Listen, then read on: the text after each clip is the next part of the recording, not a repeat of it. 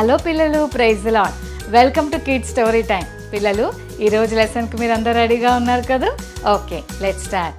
పిల్లలు, ఒక ఊర్లో ఒక అంకుల్ ఉన్నాడు. ఆ అంకుల్ పేరు ఫ్రాంక్లిన్. అంకుల్ పెద్ద బిజినెస్ మ్యాన్. పిల్లలు, అంకుల్ చేతుల్లో చాలా పెద్ద పెద్ద కంపెనీస్ ఉన్నాయి. ఈ అంకుల్ చాలా మంచి పొజిషన్లో ఉన్నాడు. ఒకరోజు ఫ్రాంక్లిన్ అంకుల్ దారిలో వెళ్తున్నప్పుడు సిగ్నల్స్ దగ్గర బండి ఆపాల్సి వచ్చింది. అలా బండి ఆపినప్పుడు విండోలో నుంచి పక్కకు చూస్తూ ఉన్నాడు. పిల్లలు, అప్పుడు ఒక ఆయన అడుక్కుంటూ ఉన్నాడు. ఆయనను చూస్తే చాలా జాలేసింది. పాత బట్టలు చినిగిపోయి ఉన్నాయి, మురికిగా ఉన్నాడు, జుట్టంతా పెరిగిపోయింది, గడ్డం పెరిగిపోయింది.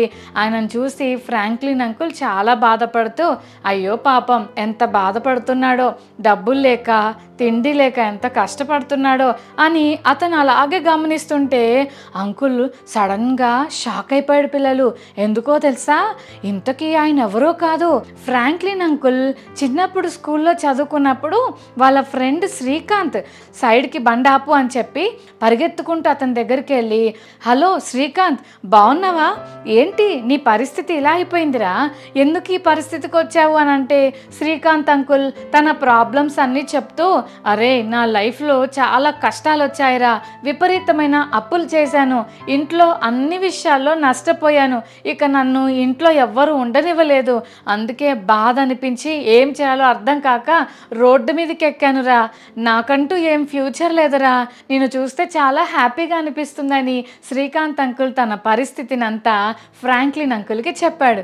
ఫ్రాంక్లిన్ అంకుల్ తన ఫ్రెండ్తో మాట్లాడుతూ, అరే డోంట్ వరీరా, నీ ఫ్రెండ్ ఫ్రాంక్లిన్ ఇక్కడ ఉన్నాడు, నీకేం బాధ లేదు, నేను నిన్ను చూసుకుంటాను, చిన్నప్పుడు మనం ఎంత సరదాగా గడిపాంరా, మనం కలిసి ఆడుకున్నాం, కలిసి తిన్నాం, కలిసి హోంవర్క్స్ రాసుకున్నాం, ఈరోజు నేను ఈ పరిస్థితిలో చూస్తుంటే నేను అస్సలు తట్టుకోలేకపోతున్నాను రా శ్రీకాంత్, నేను ఎట్లయినా నీకు హెల్ప్ చేస్తాను అని గబగబా తన బ్యాగ్లో నుంచి ఒక చెక్ బుక్ తీసి చెక్లో సిగ్నేచర్ పెట్టి 1,00,000 రూపీస్ రాసి ఆ చెక్ని తీసుకెళ్ళి, అరే శ్రీకాంత్ ఈ చెక్ తీసుకొని వెళ్ళు, ఇక నీ జీవితంలో ఎప్పుడూ అడుక్కోవద్దురా, నువ్వు మంచి స్థితిలో ఉండాలి, డబ్బు తెచ్చుకో, మంచిగా బిజినెస్ చేయి, బాగా సెటిల్ అవ్వు, ఇంకెప్పుడు బెగ్గర్గా నువ్వు ఉండడానికి వీల్లేదురా శ్రీకాంత్, నేను నీకు హెల్ప్ చేయడానికి ఐఎమ్ రెడీ అని ఆ చెక్ ఇచ్చాడు. పిల్లలు, వెంటనే శ్రీకాంత్ కళ్ళ నిండా నీళ్ళతో, థ్యాంక్ యూ రా, నా గురించి ఆలోచించావు, I'm so grateful to you అని చెప్పి పంపించేశాడు. పిల్లలు,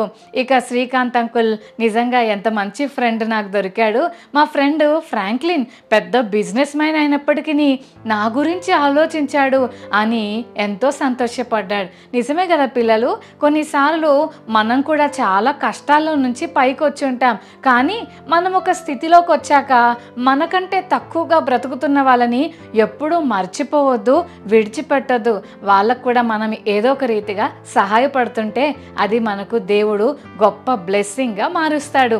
ఎంత మంచి ఫ్రెండ్ కదా ఫ్రాంక్లిన్, తన ఫ్రెండ్ గురించి ఆలోచించాడు, తన డబ్బులు ఇచ్చి తన ఫ్రెండ్ జీవితాన్ని బాగు చేయాలని కోరుకున్నాడు. వావ్, ఎంత గ్రేట్ కదా పిల్లలు. శ్రీకాంత్ అంకుల్ బ్యాంక్ దగ్గరికి వెళ్ళి ఆ చెక్కు పట్టుకొని ఆలోచిస్తుంటాడు, నేనేమో ఒక బెగ్గర్ని, నా దగ్గర 1,00,000 రూపాయలు చెక్ ఉంది, ఇప్పుడు ఈ చెక్ తీసుకొని బ్యాంకోడి దగ్గరికి వెళ్ళి నాకు డబ్బులు ఇవ్వండి అని అంటే నా మొహం ఇలా పైకి కిందికి చూసి, ఒరే నువ్వు ఎక్కడో దొంగతనం చేసి వచ్చావురా, నీ రూపం చూస్తుంటే 1,00,000 రూపాయలు పొందుకునే అర్హత నీకు ఎక్కడుందిరా అని నన్ను ఎక్కిరిస్తారేమో అని రకరకాల డౌట్స్ అంకుల్కి వస్తున్నాయి. నిజమే కదా, ఈ చినిగిపోయిన బట్టలు, ఈ చింపిరి జుట్టు చూసి ఎవరిస్తారు నాకు డబ్బులు, అయినా నా ముఖం చూస్తే నన్ను ఎవరు లోపలికి కూడా రానివ్వరు, అలాంటప్పుడు లోపలికి వెళ్ళి మరి తిట్టించుకొని బయటికి నెట్టేయడం కంటే నేనే వెళ్తాం మానేస్తానని బ్యాంకు ముందే ఆ చెక్కు చింపేసి మళ్ళీ యథావిధిగా తను ఎక్కడ అడుక్కుంటాడో అక్కడికి వెళ్ళిపోయి అడుక్కోవడం మొదలుపెట్టాడు. పిల్లలు, నెక్స్ట్ రోజు ఫ్రాంక్లిన్ అంకుల్ మళ్ళీ పని మీద అదే దారిలో వెళ్లాల్సి వచ్చింది. అప్పుడు అనుకున్నాడు, ఈరోజు ఖచ్చితంగా నా ఫ్రెండ్ ఇక్కడ ఉండడు, ఎందుకంటే నా ఫ్రెండ్కి నేను డబ్బులు ఇచ్చాను కాబట్టి ఏదో ఒక రీతిగా కష్టపడి బిజినెస్ చేసుకొని సెటిల్ అయిపోతాడు అని అనుకుంటూ వెళ్తున్నాడు. నిన్నటి రోజు నేను ఇక్కడే కదా మా ఫ్రెండ్ని చూశాను అనుకుంటూ వెళ్తే పిల్లలు, టు హిస్ సర్ప్రైజ్ ఆయన అక్కడే ఉన్నాడు, ఇంకా అడుక్కుంటున్నాడు. చాలా కోపం వచ్చింది ఫ్రాంక్లిన్ అంకుల్కి.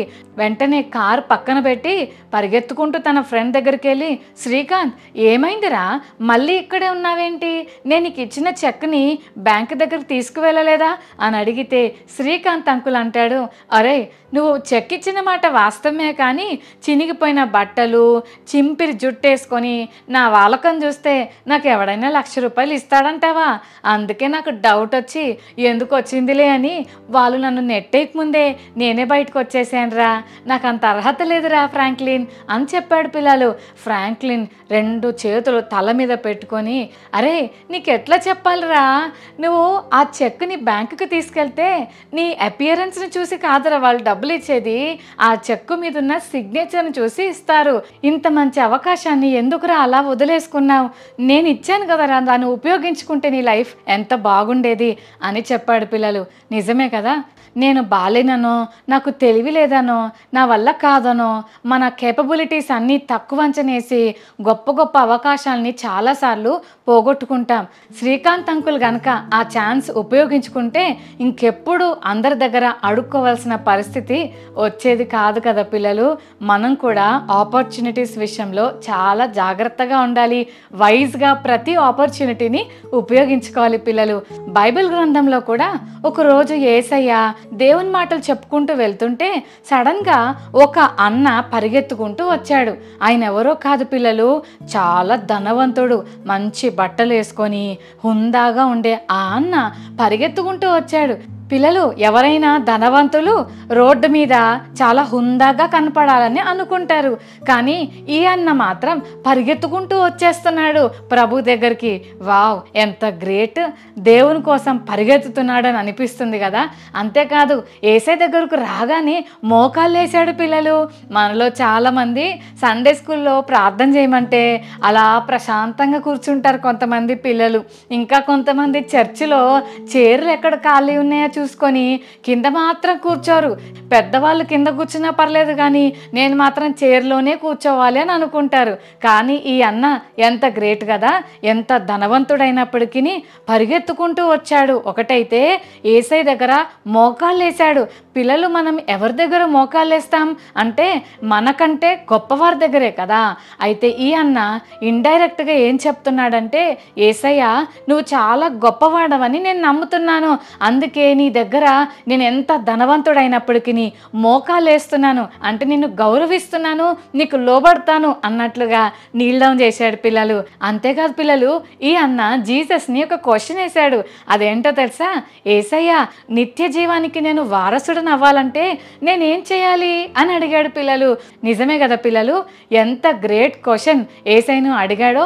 చాలామంది యేసయ్యతో మాట్లాడమంటే, యేసయ్య నాకు కొత్త డ్రెస్ కావాలి, నాకు కొత్త షూ కావాలి, నేను మంచిగా చికెన్ బిర్యానీ తినాలి, మాకు మంచి ఫ్రెండ్స్ ఉండాలి, రాత్రంతా నిద్ర ఇవ్వు, ఈ రోజంతా కాపాడు, బయటికి వెళ్తున్నా ఇంట్లోకి వస్తున్నా నీ సన్ని తోడుగా ఉంచు అని దేవునికి పనులు చెప్తాం. దేవుడు చేసేటి అన్నీ మనం అడుగుతాం. కానీ ఈ అన్న అంటున్న మాటలు ఎంత స్పెషల్గా ఉన్నాయి కదా. యేసయ్య నువ్వేం చేస్తావు నాకు అని అడగట్లేదు, కానీ యేసయ్య నన్నేం చేయమంటావు అని అడుగుతున్నాడు. ఇంతవరకు సూపర్ పిల్లలు. మనం కూడా మన ప్రేయర్ లైఫ్లో యేసయ్య చేసే పనుల కంటే మనం చేసే పనులే దేవునికి చెప్పగలగాలి.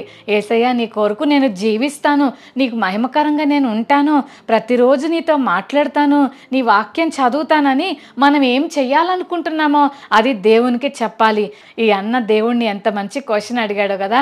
అప్పుడు యేసయ్య మురిసిపోయి ఆయన వైపు చూస్తూ సంతోషంగా అంటున్నాడు, ధర్మశాస్త్రంలో ఉన్న ఆజ్ఞలన్నీ పాటిస్తున్నావా అని అంటే, ఏం ఆజ్ఞలు ప్రభువా అని అడిగాడు పిల్లలు.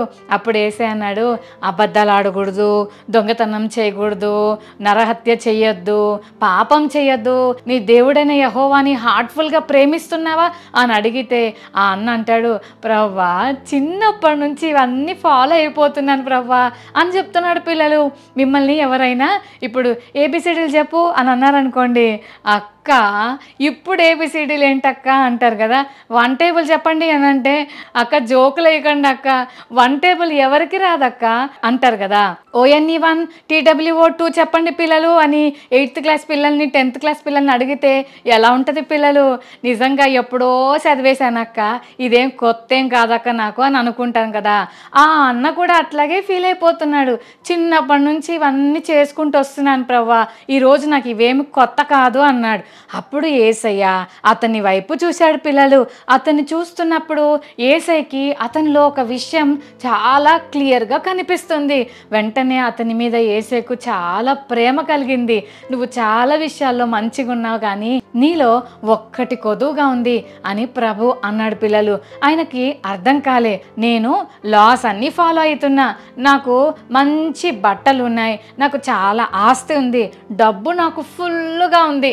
డబ్బు ఫుల్గా ఉంటే ఫ్రెండ్స్ కూడా ఫుల్గా ఉంటారు, నాకు లేనిదంటూ ఏముందబ్బా అని ఆలోచిస్తుంటే ప్రభు ఆయన వైపు చూస్తూ అంటాడు పిల్లలు, బాబు నీకు ఒక్కటి కొదువుగా ఉంది, నువ్వేం చేయాలో తెలుసా? నీకు నా ఆస్తి అంతా తీసి బీదోళ్ళకి ఇచ్చేసి నన్ను వెంబడించు అని చెప్పాడు పిల్లలు. ఆ అన్న ఆలోచిస్తా ఉన్నాడు పిల్లలు, ఆ ఆస్తంతా ఇచ్చేలా, అమ్మో నాకు చాలా ఇష్టము ఈ డబ్బులు, నేను ఎంతో కాలం నుంచి దాచిపెట్టుకొని లెక్క పెట్టుకొని ప్రతిరోజు నింపుకొని నేను హ్యాపీగా చాలా సాటిస్ఫైడ్గా ఉన్నాను. నాకేమో బోల్డ్ అంత ఉందని నేను అనుకుంటే ఈయనేంటి నాకు తక్కువగా ఉంది అని అంటున్నాడు అని ఆలోచిస్తున్నాడు. నిజమే పిల్లలు, ఏమి తక్కువగా ఉందో తెలుసా? అన్న తన లైఫ్ అంతా డబ్బుతో, మనుషులతో, రిలేషన్స్తో, వస్తువులతో నింపేసుకొని అసలు యేసయ్యకు ప్లేస్ లేకుండా చేసుకున్నాడు పిల్లలు. అన్నీ తన లైఫ్లో ఆక్యుపై అయిపోయాయి. దేవునికి తన జీవితంలో స్థలం లేదు. నిజమే, చాలామంది అనుకుంటారు నాకు డబ్బులుంటే చాలు, ఏమీ అవసరం లేదు నాకు లైఫ్లో అని అనుకుంటారు. పిల్లలు, డబ్బు అన్ని అవసరతలు తీర్చలేదు పిల్లలు. మనీతో మనం మంచి పరుపు కొనుక్కోవచ్చు, కానీ నిద్ర కొనగలమా? మనీ అన్నీ ఇవ్వలేదు పిల్లలు. నిజంగా అన్నిటితో తన హృదయాన్ని నింపేసుకొని ఏమీ లేదు తన జీవితంలో అంటే యేసుకు స్థలం లేదు. అందువల్ల అన్న ఒక గొప్ప ల్యాక్ తన లైఫ్లో ఎదుర్కోవాల్సి వచ్చింది. 2 నిర్ణయాలు తన మైండ్లోకి వచ్చాయి. జీసస్ కావాలా, మనీ కావాలా? ఈ 2 విషయాల్లో నేను ఏం నిర్ణయం తీసుకోవాలని ఆలోచిస్తుంటే అన్న ద మోస్ట్ సాడ్ థింగ్ ఏంటంటే డబ్బు కోసం యేసయ్యను వదిలేసుకున్నాడు. యేసయ్య ఆ అన్నకు ఒక గ్రేట్ ఆపర్చునిటీ ఇచ్చాడు. అదేంటంటే నా ఫాలోవర్గా ఉండు, నన్ను వెంబడించు అని యేసయ్య చెప్పాడు. కానీ డబ్బు మీద ఉన్న ప్రేమతో అన్నయ్య యేసయ్యను వదులుకొని ముఖం చిన్నబుచ్చుకొని వెళ్ళిపోయాడు పిల్లలు. డబ్బు ఎప్పటికీ ఉంటుందా పిల్లలు? లేదు కదా.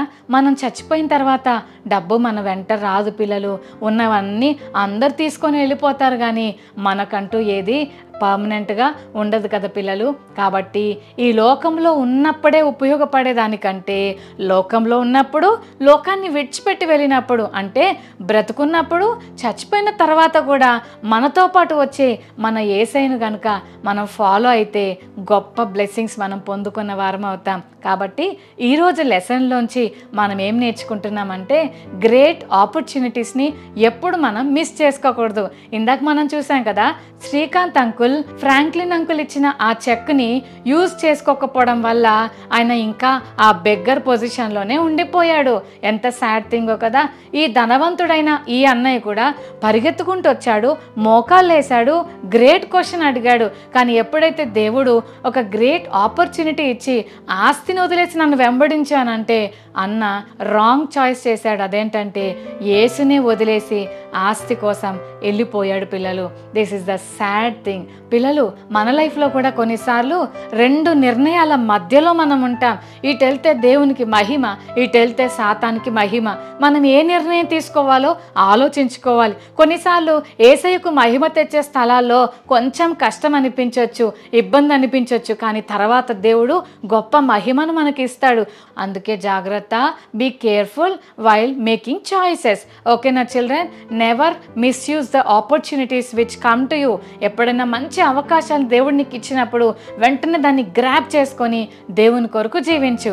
ఆల్రెడీ దేవుడు మనకు బోల్డ్ అన్ని వనరులు ఇచ్చాడు. మంచి టైం ఇచ్చాడు, మమ్మీ డాడీని ఇచ్చాడు, మంచి టీచర్స్ని ఇచ్చాడు, మంచి ఫ్రెండ్స్ని ఇచ్చాడు, మనకు బలం ఇచ్చాడు, ఆరోగ్యం ఇచ్చాడు. ఇవన్నిటిని ఉపయోగించుకొని దేవునికి మహిమకరంగా జీవిద్దాం. ఓకేనా పిల్లలు? రైట్, కళ్ళు మూసుకోండి, చిన్న ప్రార్థన చేసుకుందాం. ప్రేమగల తండ్రి, మీకు వందనాలు ప్రభువా. ఈరోజు కిడ్స్ స్టోరీ టైం ద్వారా మీరు మాతో మాట్లాడిన ప్రతి మాటను బట్టి నీకు వందనాలు.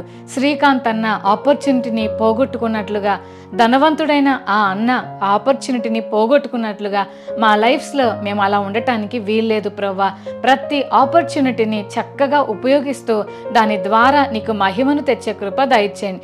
మా ముందు ఉన్న 2 నిర్ణయాల మధ్యలో జ్ఞానంతో ప్రవర్తిస్తూ రైట్ టైంకి రైట్ డెసిషన్ తీసుకునే కృప ఈ కిడ్స్ స్టోరీ టైం చూస్తున్న ప్రతి చెల్లి తమ్ముడికి అనుగ్రహించమని యేసు నామమున వేడుకొని ప్రార్థిస్తున్నాం తండ్రి. ఆమేన్.